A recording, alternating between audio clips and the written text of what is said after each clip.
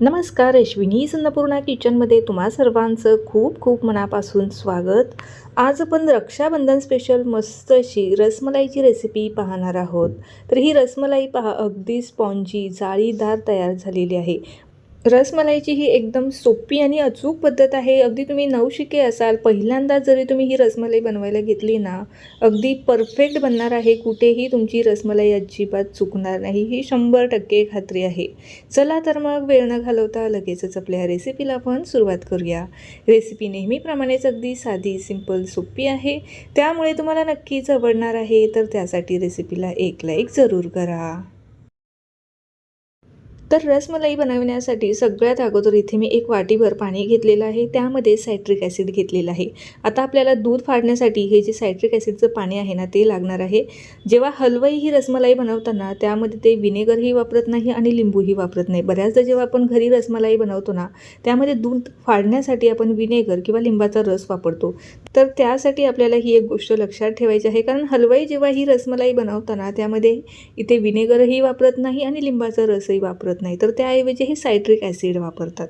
तर इथे कढाईमध्ये मी 1 लिटर म्हशीचं दूध घेतलेलं आहे। दूध तुम्ही कुठलंही घेऊ शकता। एक छान अशी उकळी काढायची आहे आणि उकळी काढत असताना आपल्याला अशा पद्धतीने जी वरती साय जमा होते ना, ती आपल्याला दुधामध्येच मिक्स करायची आहे।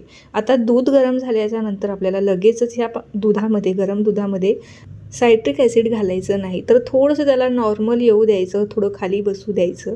थोडंसं आपण हे गॅस बंद करून साईडला घ्यायचं आणि त्यामध्ये आपल्याला अगदी 2 ते 3 चमचे जे सायट्रिक ॲसिडचं पाणी तयार केलेलं आहे ना, ते आपल्याला यामध्ये मिसळायचं आहे। लगेचच इथे तुम्हाला दिसत असेल काही सेकंदातच आपलं हे जे पनीर आहे, म्हणजे हा छेना जो आहे ना, इथे तयार झालेला आहे। तर रसमलाई बनवत असताना सगळ्यात पहिली जी चूक आपण करतो ना, गॅसवरती जेव्हा दूध गरम उकळतं असतं त्यामध्ये लगेचच लिंबू किंवा विनेगर वापरतो। तर तसं न करता आपल्याला गॅस बंद करायचं, थोडंसं नॉर्मल होऊ द्यायचं आणि त्यानंतरच तुम्ही यामध्ये सायट्रिक ॲसिड इथे मी वापरलेलं आहे। तर तुम्हाला जर वापरायचं असेल तर तुम्ही यामध्ये विनेगर किंवा लिंबाचा रस वापरू शकता, परंतु आपल्याला हलवाईसारखे परफेक्ट बनवायचे असेल तर सायट्रिक ॲसिडच वापरावं लागणार आहे। त्यानंतर हे जे आपला पनीर तयार झालेलं आहे ना, इथे सुती कपड्यावरती आपल्याला गाळायचं आहे आणि लगेचच वरतून थंड पाण्याने आपल्याला स्वच्छ धुवून घ्यायचं आहे, 1, 2 ते 3 पाण्याने। त्यानंतर आपल्याला हे व्यवस्थित पिळून काढायचं आहे। आता पिळत असताना आपल्याला एक महत्त्वाची काळजी घ्यायची। आता आपण काय करतो, हे जे पनीर आहे ना, अगदी जास्त पिळून घेतो, अगदी जास्त ड्राय करतो। जास्त ड्राय झालं ना तर व्यवस्थित गोळे होत नाही, तर ही गोष्टसुद्धा आपल्याला लक्षात ठेवायचं आहे। पिळत असताना काय करायचं आहे, जोपर्यंत यातलं जे पाणी आहे ना, एका सरळ रेषेत जोपर्यंत पडत आहे ना, तोपर्यंत व्यवस्थित पिळून घ्यायचं आहे। जेव्हा थेंब थेंब पाणी गळायला लागेल त्यावेळेला आपल्याला हे जे आहे ना पनीर, हे आपल्याला बांधून ठेवायचं आहे। तर व्हिडिओमध्ये तुम्हाला दाखवते, अगदी सुरुवातीला अगदी सरळ रेषेमध्ये पाणी पडत होतं, आता एकदम थेंब थेंब पाणी पडायला लागलेलं आहे। आता व्यवस्थित घट्ट बांधून यावरती जड काहीतरी ठेवायचं आणि 15 ते 20 मिनटं आपल्याला हे साईडला ठेवून द्यायचं आहे। त्यापेक्षा अगोदर अजिबात आपल्याला हे पनीर उघडून बघायचं नाही। पनीर जे आहे ना, जास्त ड्रायसुद्धा करायचं नाही, हलकंसं मॉइस्ट असायला हवं, म्हणजे थोडासा ओलावा ह्या पनीरमध्ये असायला। आता व्हिडिओमध्ये मी ज्या ज्या तुम्हाला टिप्स देत आहे ना, त्या नक्की वापरायच्या आहे आणि तसंच तुम्हालाही करायचं आहे, तेव्हाच तुमची रसमलाई परफेक्ट होणार आहे। आता हे 15 ते 20 मिनटं अगदी तुम्ही घड्याळाचा टायमर लावून जरी ठेवलं ना तरीही चालेल। 15 ते 20 मिनटं साईडला ठेवून देऊया, तोपर्यंत इथं रसमलाईचा जो रस आहे ना, तो तयार करून घेऊया। तरी ते 600 ml मी दूध घेतलेलं आहे। आता जेव्हा हलवाई हे रस तयार करताना त्यामध्ये कधीही केशरचं जे दूध असतं ना, ते वापरत नाही, त्याने रंग येत नाही। तर त्याऐवजी आपल्याला इथे खाण्याचा पिवळा रंग वापरायचा आहे। केशरही वापरायचं आहे, परंतु ते नंतर वापरायचं आहे।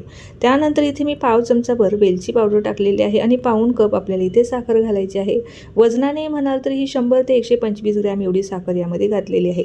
आता ही तुम्हाला किती गोड हवी आहे ना, त्यानुसार साखरेचं जे प्रमाण आहे तुम्ही तुमच्या आवडीनुसार कमी करायचं आहे। आता एक छान मस्त अशी उकळी काढायची आहे आणि उकळी आल्याच्या नंतर आपल्याला अजून एक पदार्थ यामध्ये मिसळायचा आहे, जेणेकरून आपलं जे दूध आहे ना, थोडंसं घट्टसर होईल आणि त्याला टेस्टसुद्धा छान लागणार आहे। तर इथे मी अर्धी वाटी दूध घेतलेलं आहे, त्यामध्ये 1 चमचाभर कस्टर्ड पावडर घेतलेली आहे। यामुळे छान असा थिकनेस आपल्या रसाला येणार आहे, म्हणजे रसमलाईच्या दुधाला येणार आहे आणि छान टेस्टसुद्धा लागणार आहे।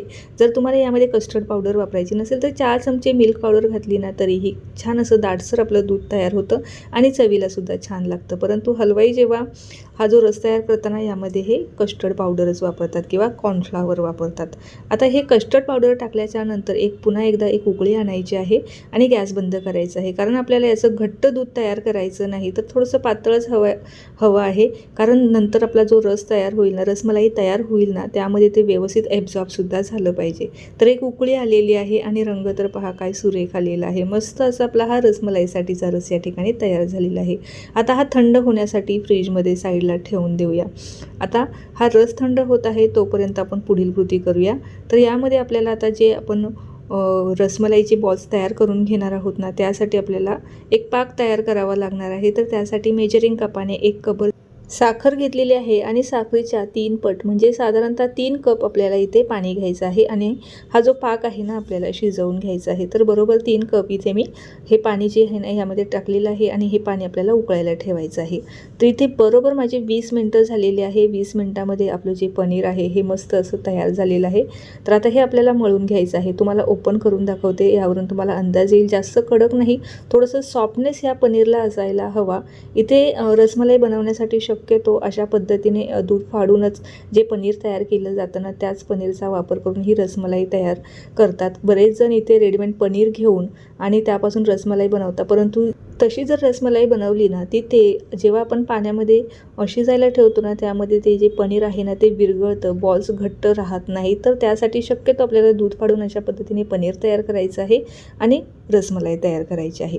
आता हे मी ताटामध्ये घेतलेलं आहे. हाताचा जो तळव्याचा भाग आहे ना, त्याने आपल्याला हे छान असं एकजीव करायचं आहे. आता हे आपल्याला जास्तही एकजीव करायचं नाही, जेणेकरून यातले जे फॅट्स आहे ना ते रिलीज होतील, म्हणजे जे तुपाचं प्रमाण आहे ते रिलीज होईल आणि मिश्रणाला एकसंधपणासुद्धा राहणार नाही. तर हलक्या हाताने अगदी 3 ते 4 मिनटं मी छान असं हे मळून घेतलेलं आहे, मस्त सॉफ्ट करून घेतलेलं आहे.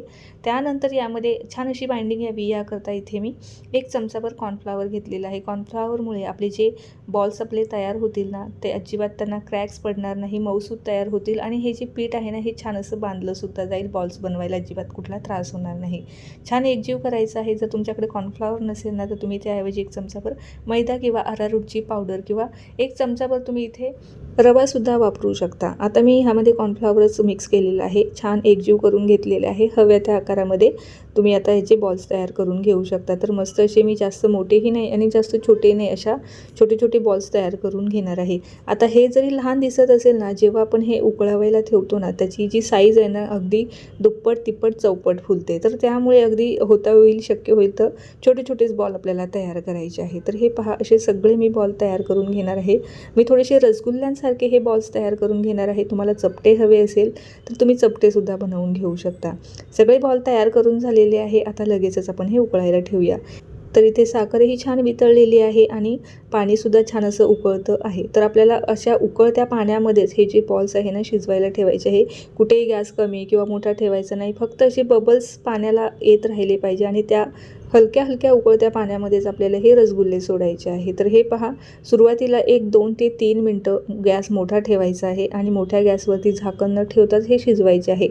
2 ते 3 मिनटं तुम्ही अगदी घड्याळाचा टाईम लावूनच हे शिजवायचे आहे. यापेक्षा जर जास्त शिजवले ना, तर हे लगेचच ह्या पाण्यामध्ये विरघळण्याची शक्यता असतील. तर 3 मिनटं ही मोठ्या गॅसवरती मी हे शिजवून घेतलेले आहे. साईज इथे तुम्हाला दिसत असेल, अगदी दुप्पट तिप्पट झालेली आहे. सुरुवातीचे 3 मिनटं मोठ्या गॅसवरती शिजवल्याच्या नंतर आपल्याला हे झाकण ठेवून शिजवायचं आहे. तर झाकण ठेवून किती वेळ शिजवायचं आणि गॅस कसा ठेवायचा, गॅस अगदी मध्यम ठेवायचा आहे. हलकंसं झाकण ठेवायचं आहे आणि 4 मिनटं मोजून 4 मिनटं आपल्याला हे झाकण ठेवून शिजवायचं आहे. त्यानंतर हे पहा, असे मस्त असे आपले रसगुल्ले तयार झालेले आहे. इथे सगळ्यात महत्त्वाची चूक आपण जेव्हा करतो ना, ती काय करतो ते तुम्हाला सांगते. लगेचच जे रसगुल्ले आहे ना गरम पाकातून काढून आणि लगेचच रसमलाईच्या दुधामध्ये टाकतो. तर तसं आपल्याला अजिबात करायचं नाही. तर आपल्याला ह्या जे रसगुल्ले आहे ना यांना थोडासा शॉक द्यायचा आहे. तर इथे आपल्याला अगदी थंड पाणी घ्यायचं आहे. इथे बर्फाचं पाणी या ठिकाणी मी घेतलेलं आहे. त्या पाण्यामध्ये आपल्याला गरम गरम जे रसगुल्ले आहे ना ते लगेचच या थंड पाण्यामध्ये ठेवायचं आहे.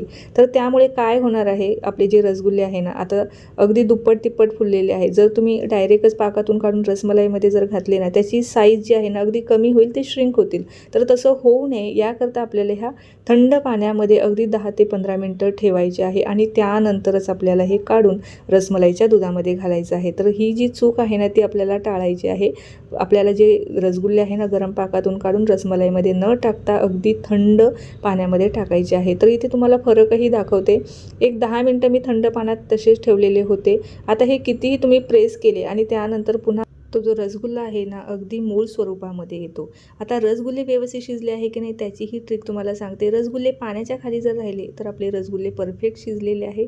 जर ते पाण्याच्या वर तरंगत असेल तर आपले रसगुल्ले अजिबात व्यवस्थित शिजले गेलेले नाही, ही त्याची खूण आहे।